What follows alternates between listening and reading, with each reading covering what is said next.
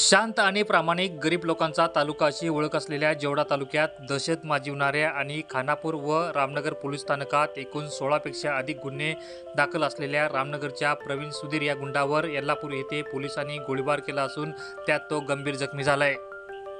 सोमवारी हळियाळ रस्त्यावरील कन्नेगिरी जवळ पोलिसांनी त्याला अटक केली होती। त्यावेळी त्याला यल्लापूर येथे नेत असताना प्रवीण सुधीर यांनी पोलिसावर हल्ला केला। त्यावेळी स्वतःच्या रक्षणासाठी पोलिसांनी त्याच्या पायावर गोळीबार केलाय। त्यात यल्लापूरचे 3 पोलीस कर्मचारी व 1 ASI ही जखमी झाला आहे। आरोपी प्रवीण सुधीर आणि जखमी पोलिसांना यल्लापूर आरोग्य केंद्रात उपचारासाठी दाखल करण्यात आलंय। जेवढा आणि खानापूर तालुक्यात त्याच्यावर 16पेक्षा अधिक गुन्हे दाखल असून त्यामध्ये खुनाचा प्रयत्न, जीवे मारण्याची धमकी, महिलावर हल्ले, व्यापाऱ्यांचा छळ व फसवणूक, अॅट्रॉसिटी अशा गुन्ह्यांचा समावेश आहे। गेल्या विधानसभा निवडणुकीत त्याला 6 महिने तडीपार करण्यात आले होते, तरीही त्याची दहशत सुरूच होती।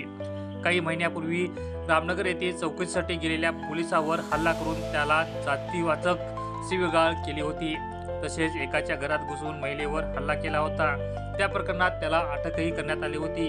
मात्र त्यानंतर जामिनावर त्याची सुटका करण्यात आली होती। मात्र सोमवारी पुन्हा त्याला अटक करण्यात आली असून त्याचवेळी पोलिसावर हल्ला केल्याने त्याच्यावर गोळीबार करण्यात आल्याची माहिती समोर आली आहे।